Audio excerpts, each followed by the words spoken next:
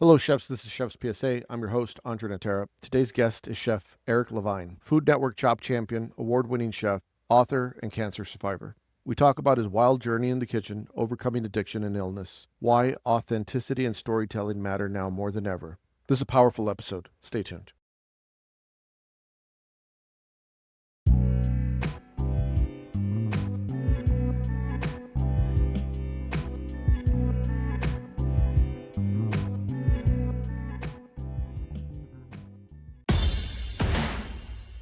Great restaurants don't always bring customers in. Great stories do. Because in food, beverage, and hospitality, what you sell is only part of the story. It's the why behind it, the authority you create, and the experience that you build. Market Scale turns expertise into content that connects. Podcasts, video series, and industry education. Not ads, assets. Market Scale has brought Run the Pass and How to Manage Like an Executive Chef to life. Real-world examples of how great content leads the conversation. Because attention is earned, and the industry doesn't need more noise, it needs more leaders.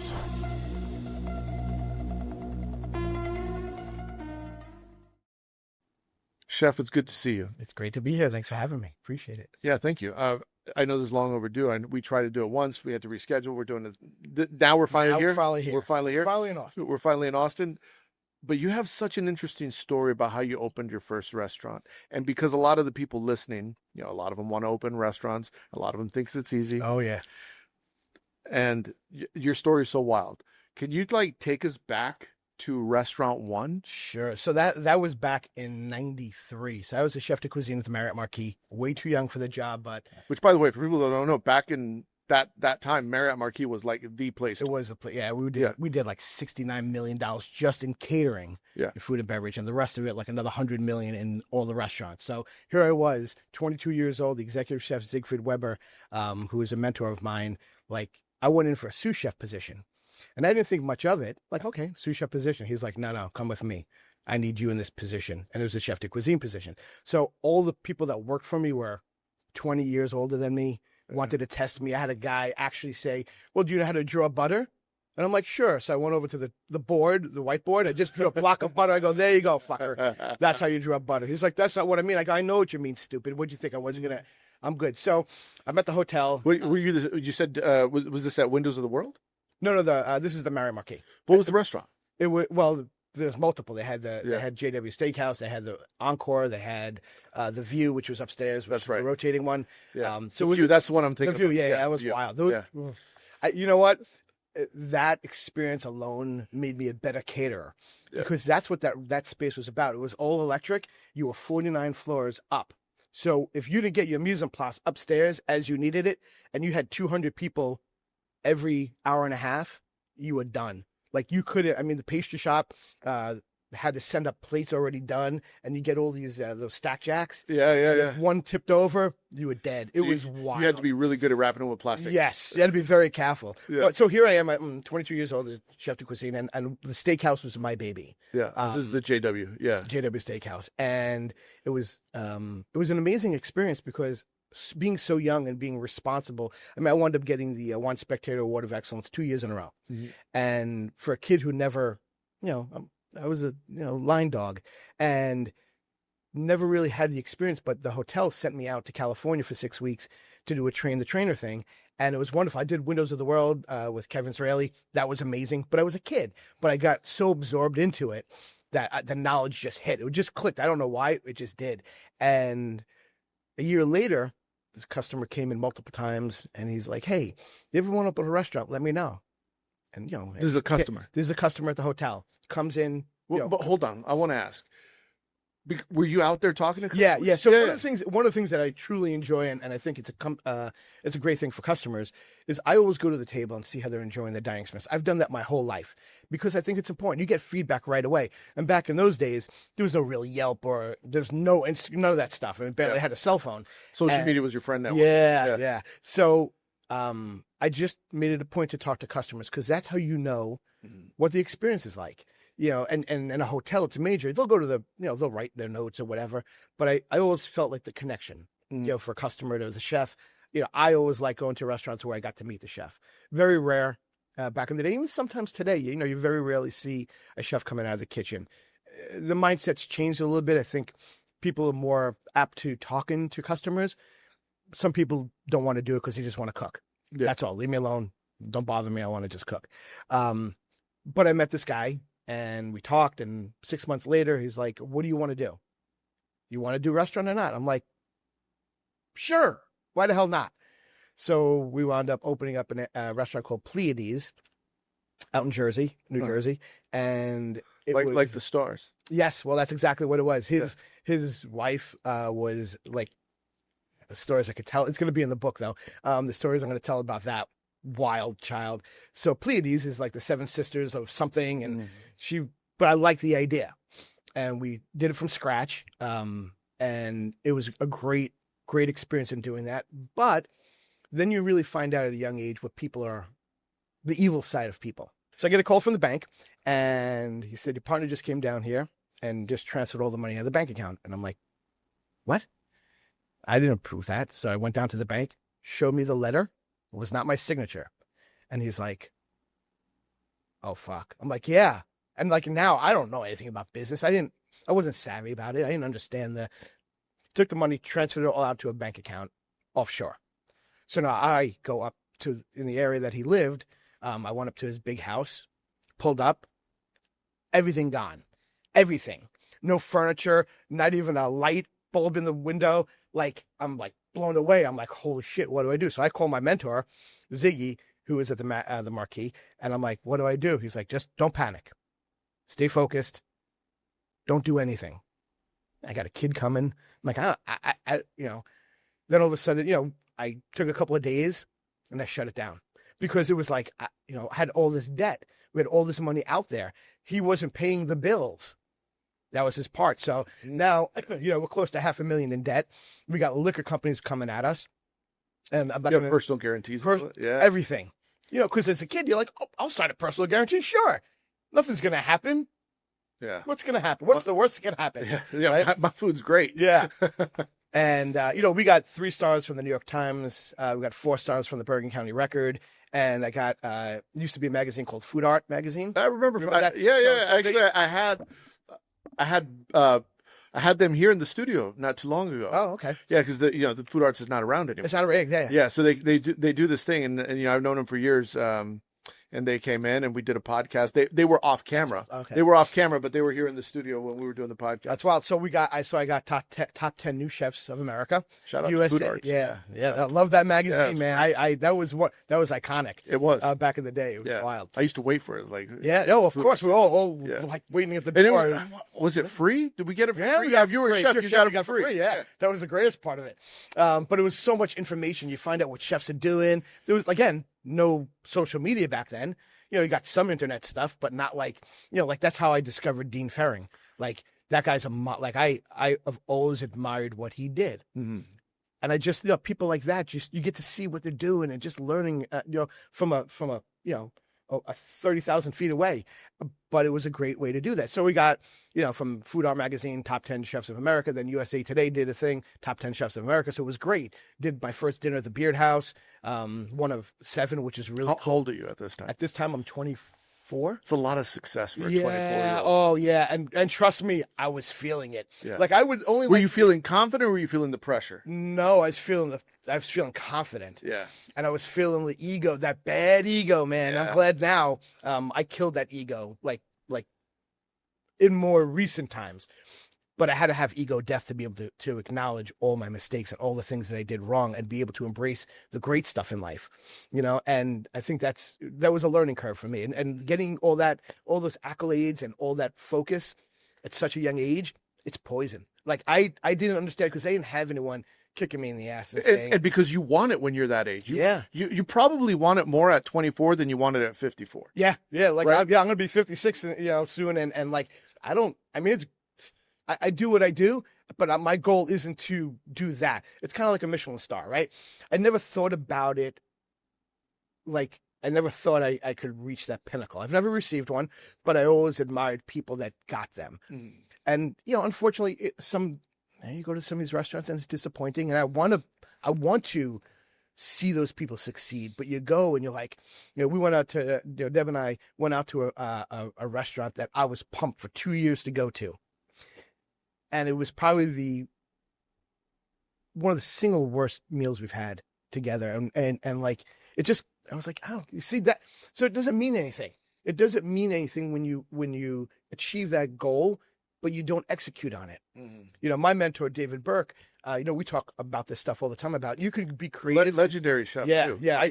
I worked for him back in the 80s. Not enough people know about David Burke. Which is wild to me. Because he was like the most copied chef in the universe for so long. Like when I worked for him back in the 80s at the River Café, like he's the reason I think the way I do. Open to everything, not just the food and the creative, but how it's presented, how it's executed at the table. Yeah. Right. And we talk about it all the time. Simplicity, great food. It doesn't have to have all these bells and whistles and smoke and mirrors. Create the experience. Right. So in opening that first restaurant, that was my mindset. Many bells and whistles I could get on the plate, 14, 15 items. Everything, and back then we didn't have tweezers. Back then it was like oh my God, it was your head. God's tweezers. Yeah, God's tweezers. Yeah. I used to make my guys crazy, and because each dish that we had 14, 15 pieces. Like I wish I could go back and slap the ever-loving shit out of me to go simple. But learning from someone like Burke, that was the call back then. Yeah. Right. So you learn and you live, and I've opened up, 20 restaurants since. Do you think, staying on the 20, 30, 40 touch points on a plate, do you think, and I know it's bad. I would never put today 30 touch points on a plate or 40, right? But when you're 24, when you're 20, you learn so much because you're making 40 different things, right? So there is kind of, it's the wrong thing to do, but there is benefit to it. Because you learn so much. Oh, yeah. Oh, of course. But you're taking those different experiences, all those different pieces. You're like, oh, this is going to work with this. This is going to work with that. You taste it. You test it. You look at it. You're like, awesome. Now you guys got to execute it with me. Right. They're like, what? Yeah. All right. When we were making sausage, we make everything in house, and it was great. And we were in there, 6 a.m. We were getting done at 1 a.m. And I lived on Long Island at the time. So I had a 2-hour drive. Mm-hmm. So I slept for like an hour and a half, right back. It was wild. Like, those days. Let me ask you this, because when you listen to like health and wellness podcasts, they'll say you got to sleep 8 hours, right? Yeah. And I always tell people, like I had insomnia for a long time, like where I would literally sleep for a half hour, an hour, whatever, right? And people like, that's not possible. Like, I promise you it is possible. I promise you it's not just me. I know plenty of people that have and all of them are probably in the industry. Yeah. Right. Yeah. And it's not healthy, by the way. No, it's not. Trust me. Listen, I used to weigh 365 pounds. I could tell you how unhealthy that is. But I could tell you that even though I sleep way better now than I ever did, because of my lifestyle change and also meeting my soulmate who really balanced me, like you have to learn that. That's a thing. You just have to give into it and accept that, okay, I need to sleep more than an hour. Right. Because I could be so much better with 4 hours. Right, 4 hours to your normies, making's better. Like your health is better, and it's really interesting because when you don't sleep, like you start to get delirious. Your eyes are red. You zone out. Like you're in the middle of something. You're like, what am I doing? Why am I here? And what's left shoes on. Yeah, and it's wild because a lot of times when I was a chef, when you were a chef, I would get off work and it's late. And I'm tired and I'm walking to the car or wherever. My feet hurt. My back hurt. I get home. I take a hot shower and it's like, everything hurts. I go to bed. Everything hurts. I wake up. Everything hurts. But as soon as I get to the kitchen, nothing hurts. Nothing hurts. Listen, I'm a 6-time survivor of cancer and I beat a terminal one. And every day after chemo radiation, I still went in because that was a thing that soothed me, that helped me, that kept me going, keeping me alive in my mind, because I had a reason. That was my purpose. That was my, raison d'être. And that was like, if I didn't go, I would have been like everybody else. And I always promised myself that no matter what happens in life, that I will never be like everybody else. Never me too. It's always about evolving. Always about, and most recently in the last 3 years, it's changed to a whole other level of evolution. And not just for me, but now I've proven it could be done. Now I want to help others be able to do that. And by the way, congratulations. I appreciate it. I'm beating cancer. Thank you. Yeah, it's been a journey. But you know what? You take that nightmare, and I'm no different than anybody else. I just know how I work. Yeah. And to be able to take that and go, what am I going to do with this now? Yeah. Okay. I beat a lot of things, and my when I write the book, people's heads are going to turn. Even Christmas time, I was talking to my mom. I said, "Listen, I'm working on the book. You're going to need to know a few things before the book comes out that you didn't even know about." And she's like, "Oh shit." So I kind of shared with her some of the things, and she's like, I knew it. She didn't know the time when I came home one night and I was out of my skull high. She was like, it was a midnight movie. We lived in Brooklyn. There was a midnight movie of Pink Floyd, The Wall. If you've never seen that movie, not high, it's trippy. Well, being high, it's even worse. I mean, we went to the midnight show. And I'm like freaking out. I'm sweating. I'm like grabbing onto her. She's like, "What's wrong?" I'm like, "I don't know. It's a wild movie, Mom." Here I am. I think I was 13 years old. And it was just it was like the Wild West back then. Yeah. And as you learn, as you grow, and as you evolve, you accept the things that, you can't change. And you understand that you're not perfect and that life will give you what it's supposed to, the universe. So at what point in your life, because, and when I say your life, it's also kind of your career because they're going on at the same time. At what point do you see, I got to make a change? That for me actually was November 1st, 2021. I made the decision. So there's this guy, Andy Frisella. He owns a company called First Form, a supplement company. But he has a podcast called Real AF. And Andy's a monster. Andy's an entrepreneur. He was at one point 300 something pounds, and he talks about on the podcast. He started a thing called 75 Hard. Now it's a year cycle. It goes from 75 hard to live hard, and it's a year cycle of changing your lifestyle and mindset. What year is this that you're hearing this? The first time I heard it was in 2019 when he started it. Okay. And I did it, and I finished the year, lost some weight, put it all back on plus. Yeah. And kept doing that because I didn't change my mindset. Right? The mindset was everything. So finally I was like, all right, I'm 365 pounds. I got to do something because this isn't working. So that day, November 1st, November 3rd of 2021, I was just like, all right, go. And I did it. And I changed my lifestyle. And I changed my mindset to the point that 3 years later, November 3rd, 2024, I ran my first marathon. The New York Marathon. And I finished. Yeah, congratulations. Almost died doing it because I had hypothermia at the end of it. But it was the greatest experience. Like, it felt so good, like, to be able to accomplish that. And there's a lot of people in my life who are like, you don't need to do that. What are you trying to prove? And sometimes it's not proving to anybody, but to yourself, right? So having, the drug addiction and being in cancer and doing all these things and finding myself, being open to what, my life is now, having Deborah in my life and my soulmate, my wife, my everything, and being able to have a reason for so much more great things, like being okay with being good and being happy, where I didn't used to think I deserved that. So those are things that you evolve from, right? So I ran the marathon, like Deb dropped me off at 8:30 in the morning, took the ferry over to Staten Island and by myself. And I was like, okay. And my knee was really shit because I had no cartilage in my knee, but I was still running it. I was running for a charity, which we wound up raising $1.2 million for Lymphoma Leukemia Society. I was doing it in honor of my little brother who had passed away from brain cancer a couple of years ago. And, so there was a reason. So now I'm running it. Deb's tracking me. And at mile 13, my left knee blows out. It just went sideways. I'm like texting her. I'm like, I'm done.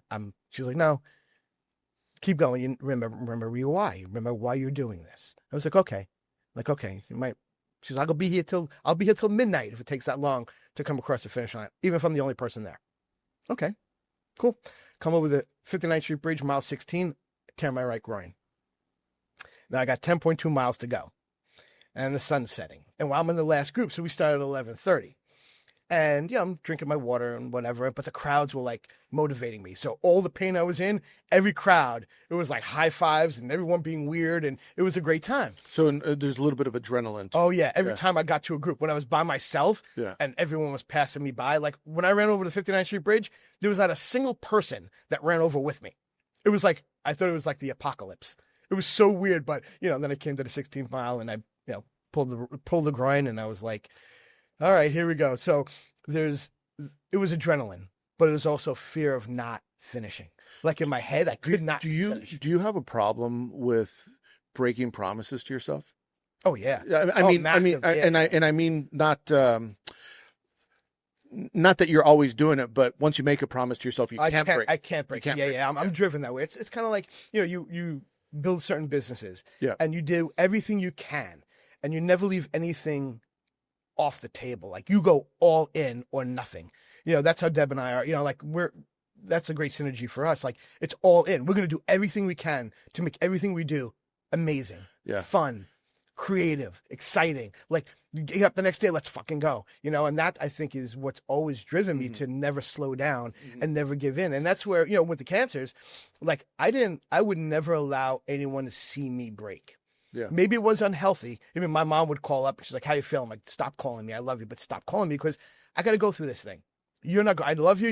You're worried about me, but like, I got to deal with shit on my own because I was how I was built. I never understood like letting people in. Like when I had my first bout of cancer, I didn't tell people for almost 8 weeks that I was going through it. When I found out I was in the terminal cancer, I didn't tell anyone for probably about a month because it was just like, it was ugly. And it was like, all right, I'm going to die probably, but it was like it was just how I dealt with it. So when I found out I was on that show Chopped, and I found out the night before we taped that it was terminal.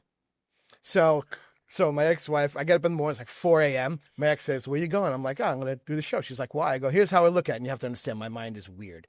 I said, if I win and die, I win a Chop champion. If I go on and lose, what are people going to say? "Oh, this guy sucks. He can't beat cancer or win Chop." So you make fun of it. Everyone's like, "Why do you say shit like that?" Because that's how, like, I deal in dark humor. I've seen so much shit and so much amazing has happened to me. Like, it's all funny to me. I know it's not funny to a lot of people. Deb and I, talk about this all the time. She's like, "You pot it down. Not everyone's going to get you." And I do. I'm better at it. I don't go to the dark side all that much, but it's kind of funny though when you laugh at. Let me ask you. So you're going on Chopped. You find out the day before that you have terminal cancer. Yep. Like you're cracking jokes about it, but where's your head at really? My head really is like, I'm either I'm going to beat this or I'm not. Like I won't let anything defeat me, and I will fight as hard as I can. And they switched me to a specialist because he dealt with this. It's called Richter syndrome. It's an advanced form of chronic lymphocytic leukemia. And it was a stage 4. And this guy, my oncologist, my team, Dr. Nori, he wasn't specialized in this. This other Dr. Chi, he was specialized in this. And he was like, "I got nothing for you. However, if you're willing to, we'll do what's called stacking, where they take 2 chemical cocktails and they push." So that was what we did. And it saved me. I mean, my mindset definitely saved me. Yeah. Prayers, probably. The universe was like, "You got shit to do. We're not taking you yet." Yeah. You got a lot of food to cook. Yeah. So, here I am, all these years later. And well, you could even say what like, thank God you're here.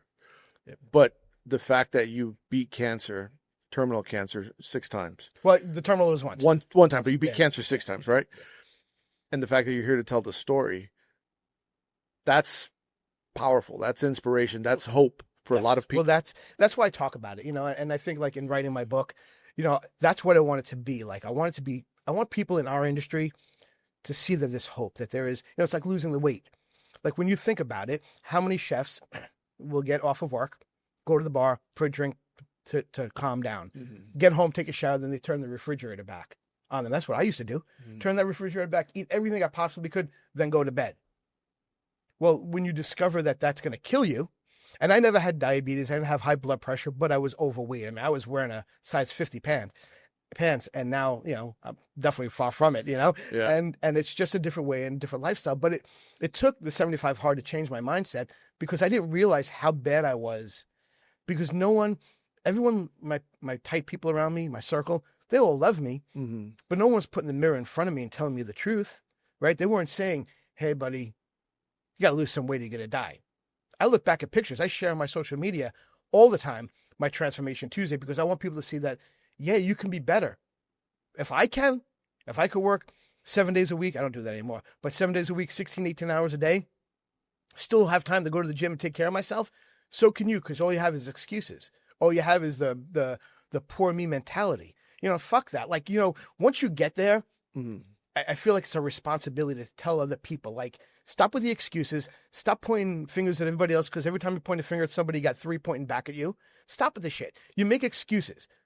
What do you do when someone sends back a dish? Do you go, fucking customer's an asshole, they don't know what they're talking about? I see chefs do that all the time, because I also do a lot of consulting, and I see that mentality.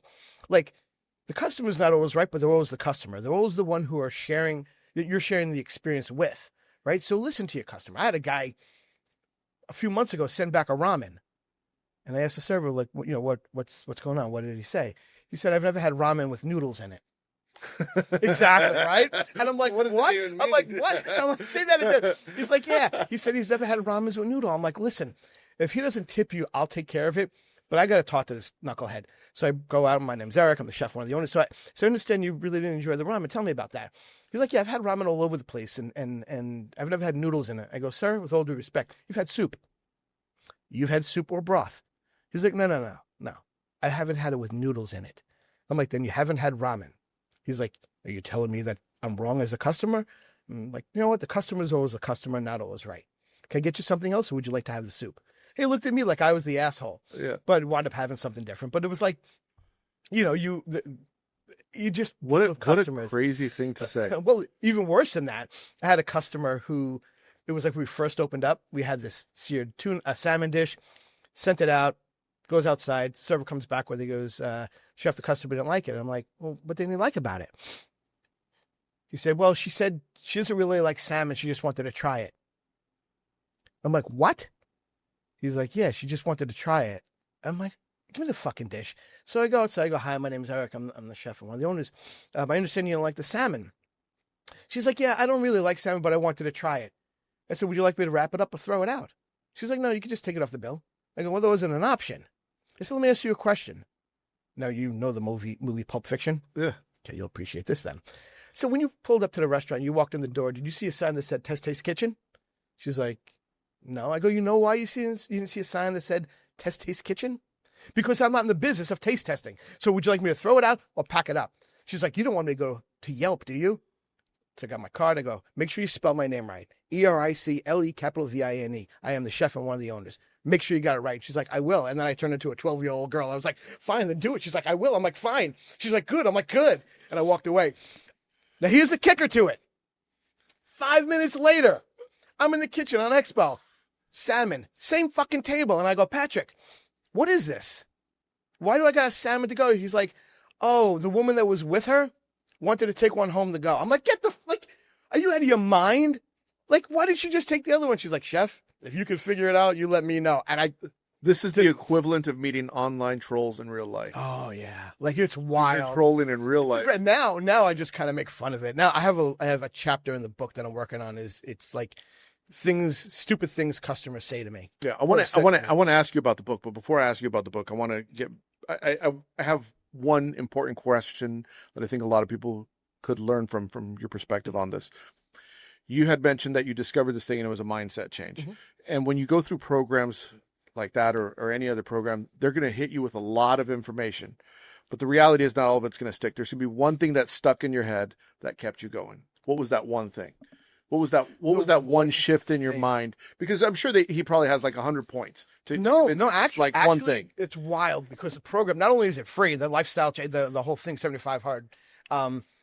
It's like the greatest. There's not one thing because you go through the whole process and you learn that there's never the right time. There's never going to be the right time to do it. You just have to do it. So part of it is you have to do 2 workouts a day. One has to be outside. Mm-hmm. And what that does, summer, winter, spring, in the snow, in the rain, you have to learn how to just do it no matter what the situation is. Like, you just have to learn how that it's never going to be a perfect time. Oh, I'll do it Monday. Mm-hmm. How many times do people say, I'm going to start Monday? Fucking start now. Start now. So the lifestyle is to teach you how to be great in any scenario, no matter what it hits you. So that probably is the biggest thing. No matter what, it's never going to be a perfect time to do it. Just do it. Yeah, yeah. Right? Have you heard of this? I think it's called the 5-second rule, where you think of something and you have 5 seconds to act on it. Yeah. Yeah. Yeah, like you think of it like stop, just 5 seconds, do it. Do I it mean, now. like now my daughter's doing it, and it's like she sent me a message and then she deleted it. I didn't say anything to her. The next day she said, I just want you to know I texted you because I needed you to motivate me. But then I realized I have to motivate myself. And I was like, fucking A, Steph. Like, that's great. Yeah. Like, that's what it's about. Like, I've done 75 hard with Deborah, and it's in the winter, in the snow, in the ice storm, in the rain, whatever. Mm-hmm. And it just teaches you to evolve to that. Like, no matter what happens in life, you're responsible for you. Mm-hmm. You're responsible for your actions, the words you say. One of my tattoos in my arm here, it has the I am to the first power. And that is representative of indestructible master of one. That for me is I am accountable for everything I say and I do. And there are times where I fall off of that, but now I understand what triggered that, like why I did the thing I shouldn't have done. Mm-hmm. So I'm so much more self-aware. You know, I read a book, The Power of Now, mm-hmm. and I've read it 5 times because there's so much in it that teaches you about understanding being present. And for me, you know, like, and I always refer back to Deborah because she's had such an influence on my mindset of like being present and holding yourself accountable and seeing things past the negative or the ego of it. And everyone's driven by ego to some extent, but when you kill the ego off and you have ego death, you really understand being present mm-hmm. and being accountable. And when you're with somebody, what that means, like whether it's with your spouse or your friends or your family or your work, like being present is the greatest gift in the universe. Like I wouldn't be half of the person I am today without understanding that lesson from her, you know? And it's true. Like you evolve, right? You change and you change how I cook. It changes my approach to a dish. There's no ego in it. It's like, is this the best it could be? Not I made the dish the best. Yeah. Is the balance there? Are the textures there? I bring my sous chef Boris, I'm like, what do you think? And he's learned in the 6 years he's been with me, he doesn't tell me what I want to hear. He'll say, or what if we had this? And then all of a sudden we riff off of each other. Mm-hmm. And that's how my kitchen staff, they're all warriors and they're all great at what they do. And they know that they could tell me when something doesn't work. I create a dish and I create it. Now you got to execute it. You know, so if we're doing like a simple burger or a wild burger, it's stacked up 10 feet tall, like Jose's got to take care of that. And he'll tell me, you're out of your fucking mind, chef. Or, okay, let's do it. Yeah. You know, and I appreciate that and I respect that. And you need someone on your team that tells you this is a bad idea. Yeah, no, they all know that they have the space to do it. Even my partners in especially at 317, like we talk about stuff and I have weird ideas and I'm always like, how cool can this be? Let's make it so people go, that's awesome. Not just the quality of the food, but the experience of the dish. Yeah. You know, that's one of the things I learned from Burke. Like him, you know, being the biggest influence on my culinary career, like that was the thing. Like, not just the experience of what the food tastes like, but the experience of the plate and how it's presented and what it makes, what it evokes in you. Like, is there an emotion in there? Is there and there's some really talented young chefs out there that blow me away. Like, I'm like, that's a really cool idea. Like, love that. Yeah. And I always make sure that I will contact that chef. Mm-hmm. Like, this guy, Charles Mitchell, he's at Saga now. He was at Clover Hill in Brooklyn. Mm-hmm. Got a Michelin star, James Beard Award. And I reached out to him and I went, one of the top 2 meals I've ever had in my fucking life. Mm-hmm. He's like, oh, thank you. And then we went back and, like we followed him to Saga and it was a great experience. Like, just to be able to see young chefs come into their own and be that kind of thing. Like, it's just, I love it because I love seeing people succeed. Yeah. I've never been like, I'm better than the guy down the block. I need to be better than I was yesterday. Let me ask you, on the subject of young chefs succeeding, you've been in the industry for a long time and you've seen cycles, right? So you saw the old European guard kind of fizzle away. You saw the emergence of the American chef. You saw now the emergence of the TikTok chef. Yes. And kind of this new generation. But having been through all those things, the food will change, the styles will change, but working in a kitchen remains the same. It's still hot. You're still on your feet. You still got to cook. Pressure. There's still pressure, and there's certain things that don't change in the kitchen, regardless of the trends. If you had to look back, and if you saw common threads with people that you've worked with that have gone on to become successful, what are some of those common threads that a lot of cooks can learn from? I think being open to the universe of what the kitchen is. Understanding that we have to evolve to become great, to become excellent, but we can't get stuck in one thing. Being able to shift a little bit, and again, back to the ego thing, where you see something and you're like, how do I make it better? Stepping away from the ego, and I think that's the biggest for the young chefs who are becoming better. They're open to everything. It's changed so much, the industry, where growing up, coming in as a young kid, it was brutal. It was beat. I mean, I got stabbed in my arm, punched in the face, choked, oil, bottles smashed on me. It was a different world. And that was the norm. It was like, Bourdain talked about it, his kitchen's like, it's all pirates. It's all people, misfit toys.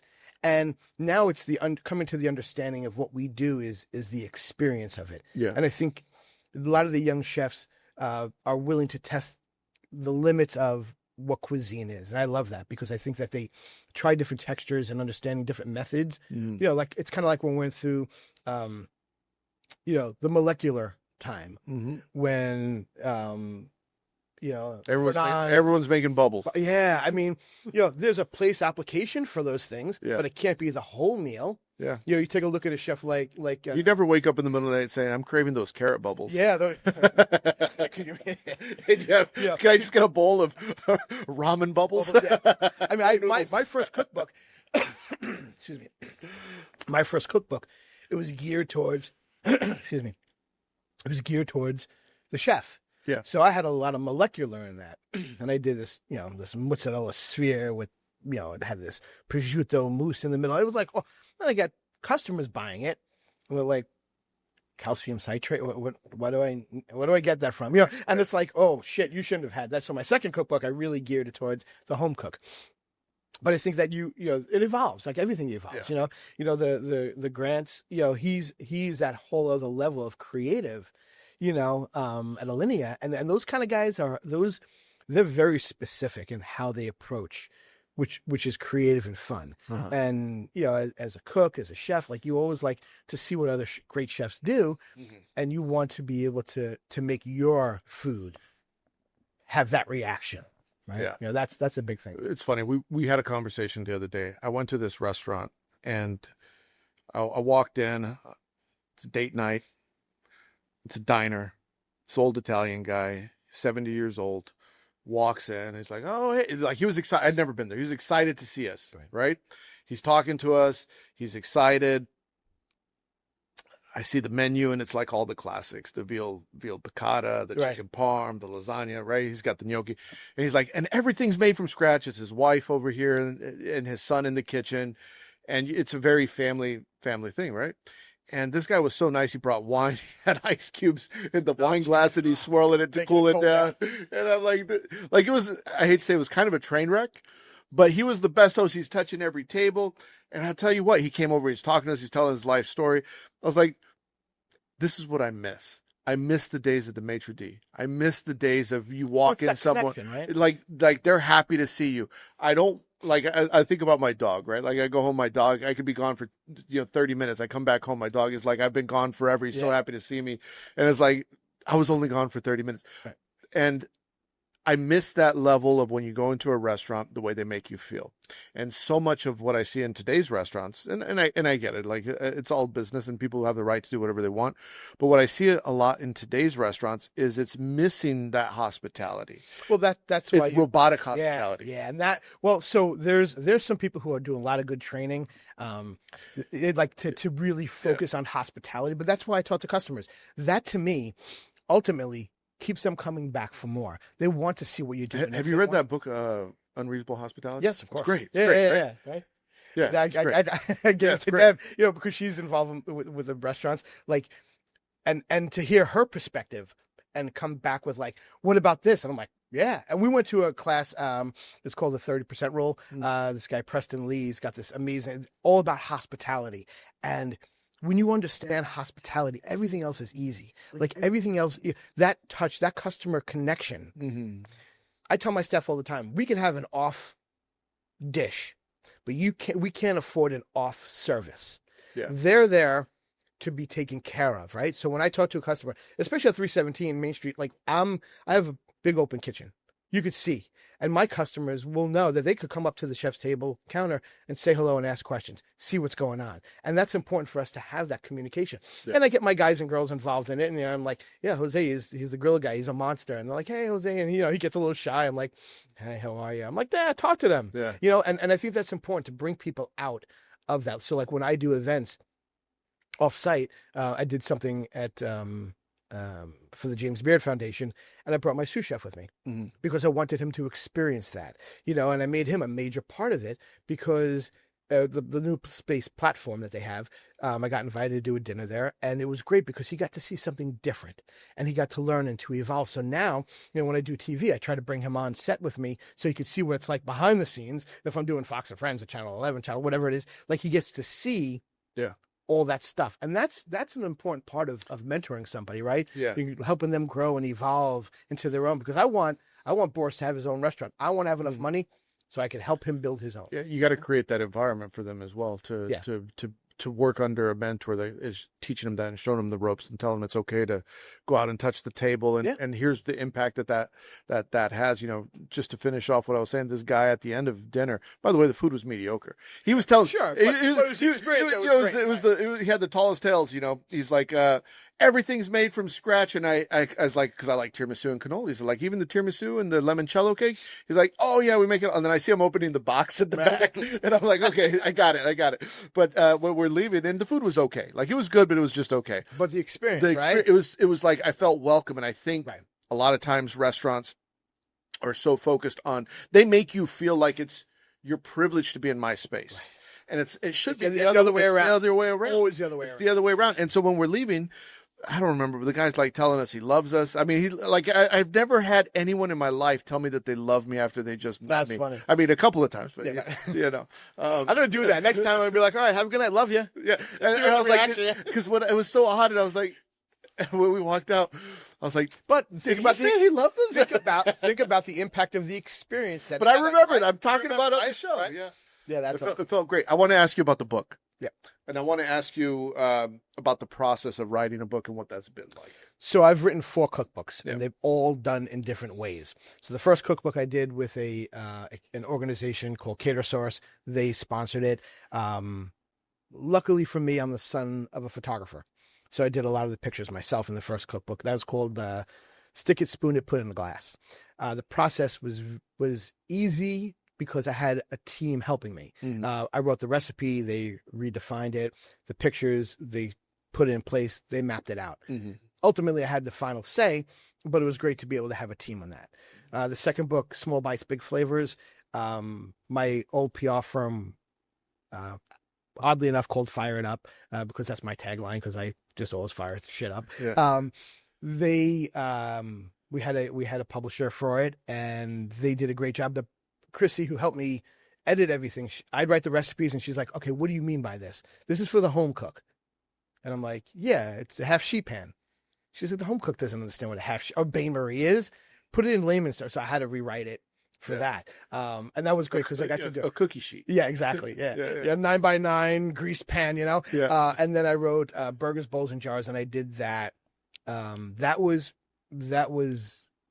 a great book. Like it is, I go back to that book all the time, and it's like, it has lots of great moments in it, and really broken out. And the process was great, but I worked with a team on that. And that was the first time I ever did it on my own, self-published, had it printed in China, because if I printed it here in America, which is what I wanted to do, it would have cost me the amount that we would have sold it for. Where do you stand on independent? So I'm going to tell you the last book that I just put out, because that was a complete fucking nightmare. But I just want to go back to the Burgers, Bowls, and Jars. So I never did a grassroots build it, produce it, publish it on your own thing. And I highly recommend not doing that. Really? Because even though I had a platform with the restaurants to sell it at, the online, like Amazon, they take a big chunk out of it. Right, so you're left with pennies. So does the publishing company. Right, but you get a stipend ahead of time. You get a big check, and they go here based on what they project your sales to be. So I wrote, Small Bites, Big Flavors. I got a big check, and the hope was that we would sell 30,000-40,000, which is great. But when I printed Burgers, Bowls, and Jars, I was like, all right, well, I sold 40,000 of Small Bites, Big Flavors. all right, I'm gonna have to take a loan out for this because I'm doing it myself. Yeah. You know, it cost me $16.50 a book to print. Oh, do the math on 4,000. So it's a hardcover, yeah, big shiny. It's a beautiful book. It is it is like beautiful, and it's thick and heavy and beautiful and full of pictures, and it has over 130 recipes. Each one has a picture with it, and there's some stories in there also. And it's kind of funny to go back to it because back then the pictures of me were the 365 dude. So now, like when people see the book, they're like, "Is that you?" Yeah. I'm like, yeah. Just move on. Just go to the recipe. So the new book, Forking Good. So I'm going to tell people, if you want to write a book, write the book, find a good local printer. Mm-hmm. Don't ever go to this company and ever let them put their hands on it, because there's so many different ways that I got screwed on it. From the actual the printing of it, the layout of it. I mean, and I went with them because it seemed like a less expensive route than putting so much money out of my pocket. Mm-hmm. Well, they promise you this, they promise you that. All of a sudden, like, they sent me a copy of the book, a PDF of it. I'm like, take this out. It didn't flow right. You had, a picture, recipe, next page, a top of a page that had the last few sentences on it, and then it skewed the whole book. So there wasn't like picture recipe. It was like picture recipe, blank space, it was just weird. So I had to go back and forth with them like 30 times for them to even get it right. But what they didn't do is they didn't the recipes that I extracted out of it to make it balance. They didn't take that out of the index. So now people, the table of contents, sorry. So people are looking at it going, this is missing 30 recipes. And I'm like, fuck. So now all these people bought the book. Yeah. This recipe is missing from it, but they're really not, because the intent was to get rid of those recipes because it just didn't fit. I'll use it for another time, use it online, do it on my website. Yeah. But they were getting pissed because they thought they got gypped. Yeah, we should talk, because I've published 6 books myself. Like, I'm the publisher and everything, the editor, and I'm the one-stop shop for all of that. God bless. And I've gotten, I don't want to say I'm like ultra efficient, but I've done 6 on my own, and I've helped several other people write their books. So, well, I won't write another cookbook, but the book I am working on is my autobiography. Yeah. Because that to me is like, that's where I want to go.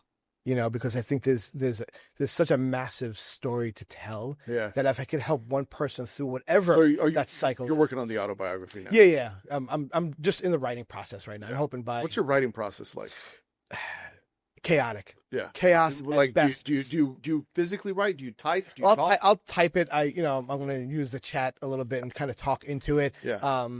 Like I started probably 2 years ago working on this. Yeah. And so much more has happened, but I have like 20 chapters and none of them finished because my brain doesn't work that way. When Deb and I were talking about it, like, okay, start the process and you go back. But I just got Curtis Duffy's new book. Yeah. I love it's called Fireproof. Fireproof. Yeah. I need to read it. He is so, like, I know about him, we'll chat here and there, but like, I knew his story from For Grace. Everything he's been through. There's a chapter about, how when For Grace, when he walked away from it, and I was telling Deb, like, I had reservations the day after he walked out, and because I got a message from the restaurant saying, sorry, your reservation's been canceled. I had flights booked, hotel booked, and I texted him like, dude, what the fuck? Yeah. He's like, yeah, long or the short, I had to walk away. I got to tell you my writing process. What's your? Because I think you helped me. Yeah, I mean, I wrote 6 books in 2 years. 7 actually. I wrote 7 in 2 years, but 1 I gave away for free. I didn't actually publish it. I just did it as an ebook and an audiobook. What I do is, once I decide the type of book I'm going to write. So I'll give you the example of what I did when I wrote Culinary Leadership Fundamentals, which is kind of it's a leadership fundamental book. I got a big white poster board, and I just put sticky notes on every chapter. That I need a chapter on food cost. I need a chapter on labor cost. I need a chapter on culture. I need a chapter on kitchen management, whatever. So I had this big poster board with sticky notes on it, right?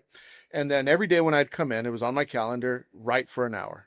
And I'd go and I just pick one sticky note off, and this is all I'm going to write about. Process. I'd stick the sticky note on the computer, and I'd For people that don't know this, you could do this now. You hit on a Mac, you hit I think it's the FN key twice, and the microphone taps. Oh no shit! And I just sit there and talk. And I just sit there and talk for 30 minutes about, like, if I'm writing up, and it's good because I could just sit there and say, okay, so food cost divided by sales equals this, and you're gonna, here's the process, step one, and then when I'm done, I just hit end, and that's it. It's all written out, and it has to be cleaned up and edited. But it's much easier to talk for an hour and get a whole chapter done. Yeah, you know what? I started that the other day. I was in my office and I'm like, man, I wonder if this ChatGPT can like record this. And I did. Yeah. And I was like, this is how I have to do it. So like, even like the other, I think it was yesterday, and Deborah and I were talking about, because I'm reading the book, and my mind, it's like I have 1,000 chapters that I could write. Yeah. And I'm like, that's stupid. But then I'm reading Curtis's book, and it's like there's a couple of chapters that are like 2 pages. Yeah. I'm like, oh, it can be. I guess I can do what the fuck I want to do. Yeah. My book, but there's so many things I want to touch on. So like getting, like, it's like, oh shit, what about this? And we were talking about this, I think, last night. Like, in getting whatever the title is or whatever the topic is on point, like you said, like notes, but I have it in like whatever order I have it in, and going backwards. And it doesn't have to be in order, because who cares? It's a story. Yeah. It's about life and perspective and change and opportunity and insanity and, like, being the king of the misfit toys. Right. Like, I just, I'm not proud of a lot of things that I did when I was younger. None of us are, by the way. And but even some of the things as an adult, but it's like, well, what, we were talking about this last night, and I was like, well, what about this? Is it too much? Like, is it too much sharing? And there's certain things that I'm like, if my grandmother was alive today, would this disappoint her that much? Yeah. Or would she be like, so why share it? I'm just curious. I think that because someone else is going through what I went through, and if I can help save them from making that mistake, I want that. Yeah. I want them to also be able to recognize the signs of what they're going through and who's around them. Mm-hmm. Like, sometimes you think someone has your best interest, but all they're doing is using you to get what they want. Mm-hmm. So you get cynical on that. You're like, I don't trust anybody now. Now I got a coil. Now I paint myself into a corner, and I come out swinging and hitting everybody, even the people who love me, because I don't want to get hurt again. So I'll share this with you, and this isn't mine. So I heard it somewhere, and I don't remember where I heard it, but I'll share it with you and the audience listening, because I think it's an interesting way to frame perspective. You have 2 people. One person's a good person. One person's a bad person. The good person is a good person for their entire life, but the last 5 years of their life, they turn evil, and they do a whole bunch of terrible, nasty shit, right? Just, they're a terrible person the last 5 years. Think of the worst things. That's who they are. The other person that was a bad person their entire life, but the last 5 years of their life, they turned it around and they did all these good things. Yeah. Who was the good person? Yeah. It was the one who turned it around. Yeah. It was the one who turned it around. Well, that's for me why I want to write. That's why I feel that the book is so. And there are some things that, listen, I'm being very vulnerable about this, my life, because there was a lot, man. There was a lot that we haven't even talked about. But like, if I could help that one person see that good's coming, right? That it can be better, that you can be better, that while you're in a shitstorm, while it all looks like it's all coming to an end, like, there's hope. Yeah. I'm proof of that. And if I could do it, this kid from Brooklyn who, drug addiction, abuse, all this shit, like, and I could turn into a better human being. Yeah. I am the richest human being that I know in life. Yeah. Right. I may not have money in my bank account, but I am the richest person in life and in love. Like, because it finally clicked, right? Those moments of like, I was wasting so much time, but I didn't know it. I didn't realize it because I was in the vortex of hell, of my own hell, and a lot of it my own doing. Now I understand it. Now I get it. Mm-hmm. So how cool is it that you're able to take that and say to people, listen, it's okay to be fucked up. It's okay that things are going to happen, but what are you doing to change? Sitting in a corner crying ain't going to help you. Yeah. Changing your mindset, changing your approach to everything. It's like putting out a shitty dish, right? I've had the best dishes made by accident because something shifted in my mind, in my palate for a moment that made me go, Oh, it's like making pasta dough, right? Mm-hmm. When you're making that pasta dough, you have the right balance. You let it rest long enough because you can't just make pasta dough and go right at it and start turning it, right? If your flour's off or the hydration's off, if you're using it's too wet, stuck to the plastic when you're peeling it off. Yeah. Right? So it's like that, right? So how do you find the balance and what do you do to correct it so the end result is a beautiful pasta? I talk to Deb about this all the time. We go out for dinner and I'm like, okay, whether it's fresh or homemade, like you could tell the difference, but you could also tell if it's shitty pasta, right? You could just tell right off the bat, like that cook didn't care. He or she just pulled it out of a box or didn't care about the timing or the process. Like that's love when you do that. Like when I make a risotto, I'll risotto the fuck out of anybody any day because it's my thing. It's like I know the love and passion you have to put into it. What's your risotto method? Well, share the world. Share the world. It's a long method. 23 minutes it takes. Low flame. You get your shallots in. You hit it with the white. Then you add your arborio. Is there a ratio that you like, or is it just eyeballing? No. I always go 4-to-1. 4-to-1. Okay. But I always including the wine. No, I let that reduce. Okay. And then making sure that you're getting a little bit of a toast on the arborio. Right. Okay. So it's like the process, right? So once you get your first batch in. You bring it to a slow simmer, then you lower a slow boil, and then you lower it, and then you slowly batch it in, but you're using hot stock, so you're not cooling the process. I watch people do that all the time. I'm like, stop! You don't take a cold product into a hot pan, and all you do is cooling it down. Now it's gonna take forever. It's like when you see people saute, and they're like, "Why do you take the pan off the fucking flame?" Yeah. You have some wild, mysterious way of heating it up here? Yeah, just leave it on the flame. Yeah. I do cooking classes. I tell people that all the time. I'm like, there's nothing here. Now you created steam in your pan. But it's the process, right? You lower it and you slowly add your stock into it, and then you finish it. Like it's a process. The chef who taught me, Giuliano Bajoli, like he taught me that it was like a relationship or like love, right? You take your time with it. You move it. You keep it stirring. You keep it fresh. And as you go, you'll know. Not by osmosis, by seeing how it evolves. Yeah. And that to me is why when I'm making risotto, I know that there are a few people who can make it better than me or as good as me because it's a process and I pay attention to the detail. When I make it home for Deb and the kids, like I want it to be great. It's a simple peasant dish, but I want that dish no matter what I do when I make it for them. Yeah, I love it. I will have risotto all day and night. Because a simple Parmesan risotto. Yeah, I love it. Normally when we start getting close to wrapping up, I start asking some questions. So, Chef, one of the most important questions is if you had Mount Rushmore of chefs that should be on Mount Rushmore, who are those chefs? So it would definitely be Burke. It would definitely be Blumenthal from Fat Duck. Yeah. I got to say Curtis Duffy, because he, like his part of it's because of his life. Yeah. And understanding where he's come from and how he evolved as a cook, as a chef, as an entrepreneur, and some similarities in like being in the wrong place at the wrong time with stuff. Mm-hmm. And there's so many other chefs, but like Bourdain. Yeah.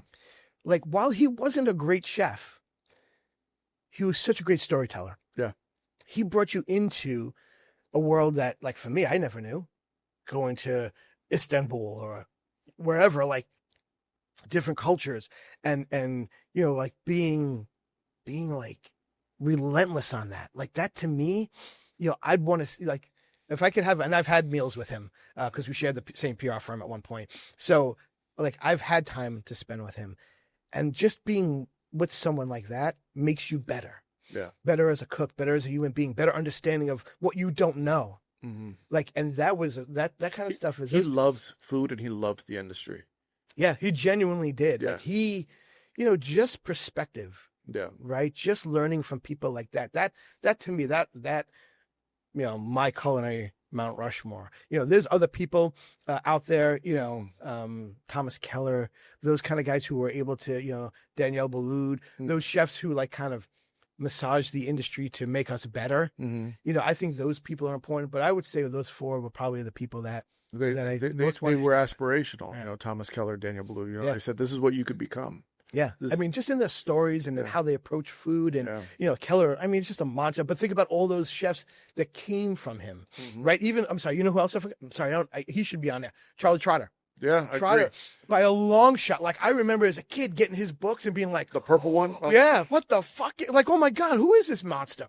And years later, I went to dine in his restaurant, and it was a great experience. And he came around and talked, and I was like, well, you're Charlie Trotter. And he was just cool. Yeah. Right. And then to read, like, Curtis's story about working for him and then how that ended. Yeah. And, you're like, shit, man, he was a monster. I went to Trotter's in Chicago like a month ago with his son Dylan. Oh, when they did that pop-up. No, it wasn't a pop-up. It was okay. closed. So Bill Kim, who used to be the chef at Trotter's years ago, picked me up, took me there. He's like, I got a surprise for you. They opened it up. I mean, it's closed. Right. But I got to see all the awards and, where he used to film the PBS show. It was so cool. Yeah. Trotter, I agree. Yeah. He'll put him up there too. Yeah, put him up. Not take Anthony off, but no. Let's chisel. No, but Trotter was like so one, cool. yeah. Like him, those guys, like in those days, it was like to see what they were coming up with and how they were approaching food. Yeah. And like they were relentless on making excellence happen, right? Mm-hmm. Not good, not great, but fucking excellent. Yeah. And that was the drive. And that's what,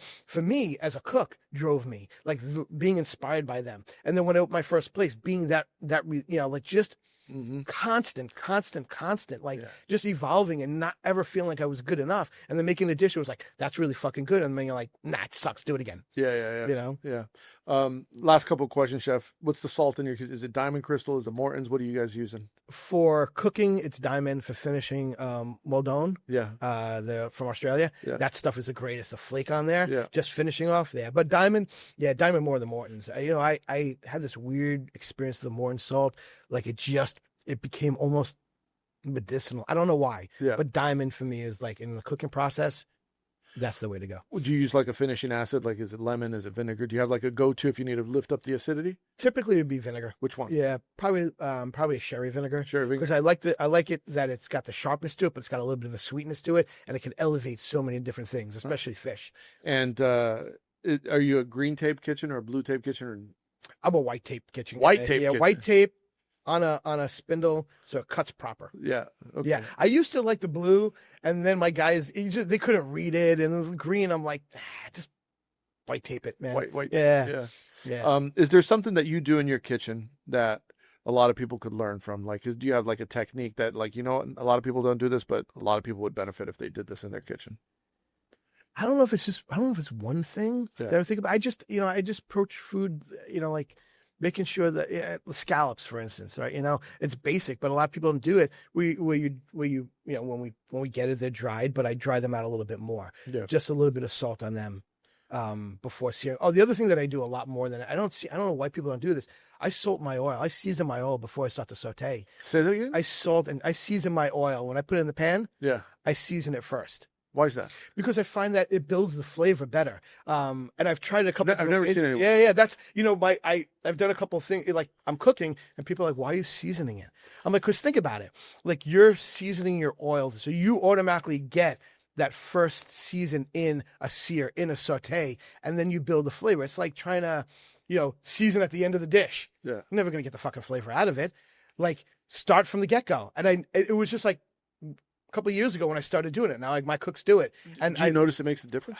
Hell yeah, absolutely. I don't know why more people don't do that. Like you have this great, whether it's an olive oil or a blend oil, like it just seasons. It's like seasoning meat, right? You don't wait till the end. Yeah. You season while at the beginning. Yeah. Right. So I just found it that way. So that's one of the things that probably most people, like you said, most people don't do. Yeah. And I don't know why. I think it happened. I was doing a cooking class at one of my restaurants. You got 80 people in there, and I'm like seasoning the salt, and someone's like, I was seasoning the oil. They're like, why do you season your oil? I'm like, that's a good question. And I'm like, I was just doing it by second nature, but just like building flavor. Yeah. So I was just like, this is kind of cool, and it worked out great. So now my guys do it all the time. The chef's PSA that I posted today, I'm paraphrasing, I don't remember exactly what it was, but like when you start cooking, you need to pay attention so you understand. But once you understand, you can just cook. Yeah. And it's into it. Right? Yeah. It's like second nature, right? It's like when that pan gets hot enough to sear into it. Yeah. When the water is right to drop the agnolotti in it. Yeah. I don't want to boil it. I want it just at that point of almost boiling. Yeah. I was butchering something the other day, and I hadn't butchered. I mean, like I'm a podcast, chef media brand now, more so than a chef. And so I had this thing, and I'm looking at it, I was like, how do I do this? Like I couldn't remember. And then I like shut my brain off, and then it all came. Like my hands knew what second to do. nature. My hands knew what to do, but my brain was like overthinking. I was like, just shut that brain down. The hands will know what to do. No, it's funny. Like I have my sous chef, one of my cooks, I taught them how to butcher properly. Yeah. So once in a while, I'm like, give me the salmon. They're like, I got it. I'm like, no, I'll knock it out in 1/8 of the time that they do it. Yeah. It's just like, the pin bone. You're like, what do you need? Yeah. Okay. Yeah. Like, how'd you do that? I'm like, it's what I've done my whole life. It's all I know. Yeah. It's the only thing I do. When you think about it, it slows you down. Not thinking about it. Yeah. Well, Chef, where can people find you if they want to follow along? So on social media, Instagram is where I'm really at. So it's Chef Eric L. Yeah. So Eric with a C. And I have my website, chefericl.com, and there's all the things that I do, whether it's consulting or the books or recipes and things like that. But I'm always around. And the restaurants? The restaurants are on Long Island, 317 Main Street, Vico, Nutty Irishman, the James Room, Recovery Room. It's all in Farmingdale, and lots of really cool things coming up. So we got. I'm really excited about what's coming. Well, when the book's done, I want to get a copy. Oh yeah, maybe you write the forward for it. Yeah. There you go. See? All right. Good seeing you. Thanks for coming. Thank you for having me. Yeah. Appreciate you. Well, I hope you enjoyed the show. You know what to do. Make sure you leave 5 stars if you're listening on Spotify or anywhere, really. If you're watching on YouTube, hit the like and subscribe button. I've completely revamped the Chef's PSA store, shop.chefspsa.com. My team added a ton of new items. I advise you to go check it out. Just peruse, look around. Maybe you see something nice that you like. Keep supporting the show. Go to chefspsa.com. You get books, obviously the merch, early access to episodes on Substack and Spotify for premium members. We'll see you next week. Hit the porno music. No André in the kitchen, mixing, dropping chef knowledge, no fiction, stirring up the beats, heating up the session. Listen close, class is in session.